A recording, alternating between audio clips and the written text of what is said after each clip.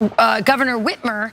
Tough look. This story, I'm going to give it to Charlie because he's the one that brought it to my attention. Well, it's really funny and it's just too much. because of course Donald Trump is in the Oval Office talking about some of his key accomplishments, not the least of which is his new tack on trade in the United States. And Gretchen Whitmer winds up in the Oval Office, and as she's there, and I thought this was a fake photo. I did thought too. This was AI. I did too. As hard as she might try, Michigan Governor Gretchen Whitmer isn't able to hide from the waves of backlash she is receiving over her recent Oval Office appearance. I mean, talk about binders full of women. This is what Mitt Romney meant. Maybe they're hiding behind them, who knows? Now, Cenk, we'll get to you in a second, but first some context. Gretchen Whitmer made an unexpected, at least to her, appearance in front of the White House press corps and their cameras inside the Oval last week. Whitmer is allegedly in Washington for a one-on-one meeting with Trump to discuss funding for an Air National Guard base near Detroit and to potentially obtain aid for those who have been affected by a recent ice storm in the state. But that one-on-one meeting took a turn. Trump's aides surprised her by ushering her into the Oval Office for a politically loaded appearance before the press corps. She found herself an unwilling participant in his unending reality show with photos of her rocketing around group chats of Democratic strategists who wondered what on earth she was doing. According to the Times, she just stood there glumly hoping nobody would take her picture. And then she hid, literally, behind file. This is the most politically obtuse novice move ever. She really might have killed her political career here. I don't know how you're not aware this is going to be used in every attack ad against you the rest of your political life.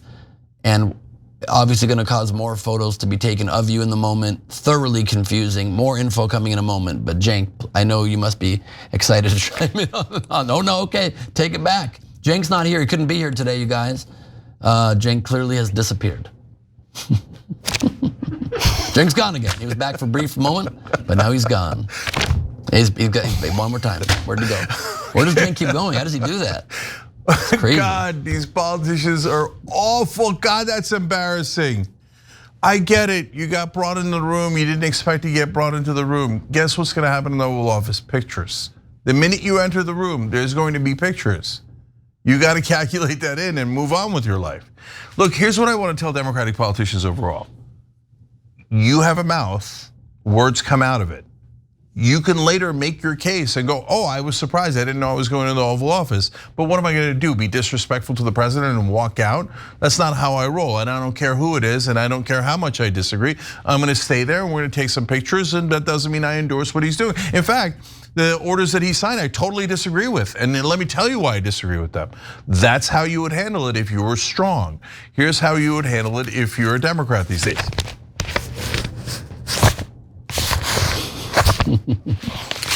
Come on, guys. Jesus Christ, man. Grow a spine and do something.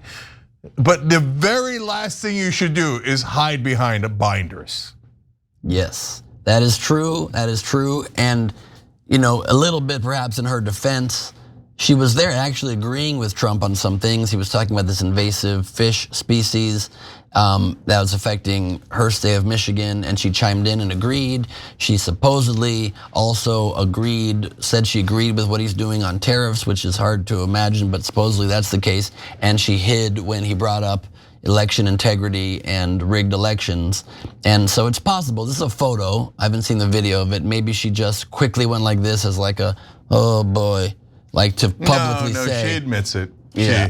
She's like, I didn't know what to do. I didn't want a picture in there. I mean, like, right. And so at least she's not better to roll your eyes. Better Yeah. to roll your eyes than do that for sure. And of course, the two of them have had a very contentious past, Whitmer and Trump, especially over Trump's response to the COVID-19 pandemic. At the time, Trump said he had a big problem with a woman governor in Michigan, adding that all she does is sit there and blame the federal government.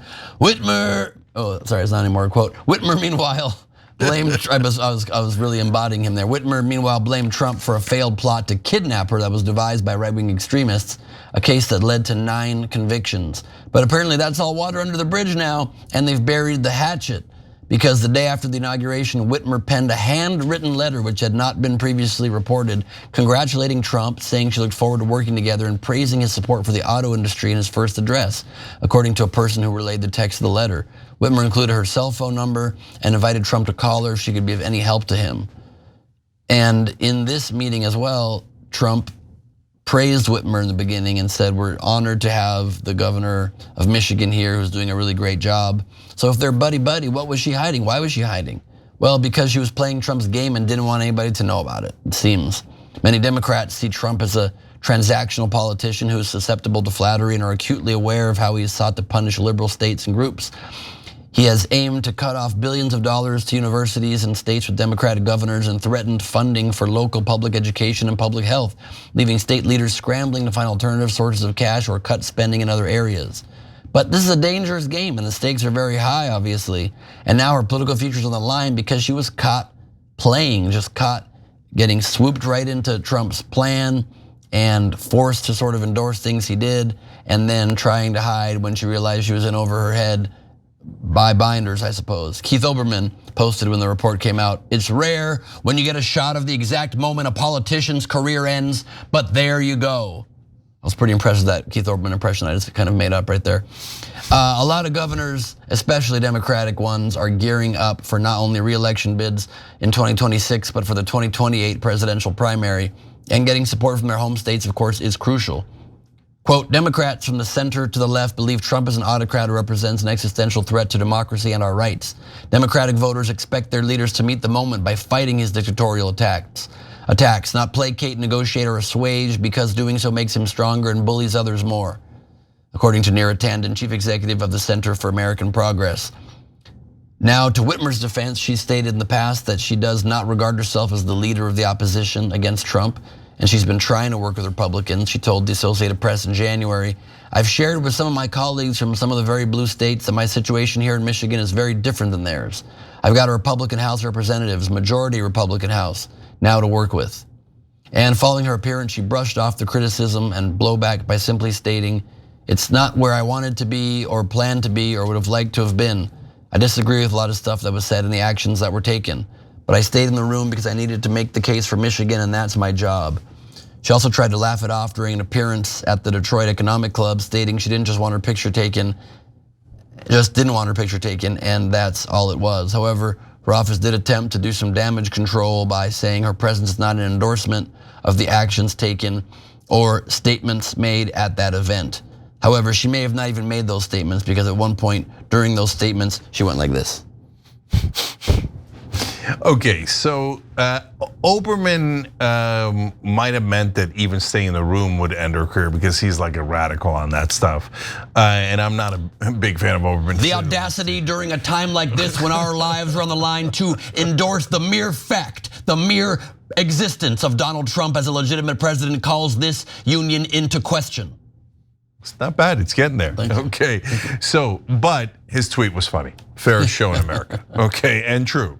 And so, to me, it reminded me of Veep. You know, the HBO show. It was such a Veep moment.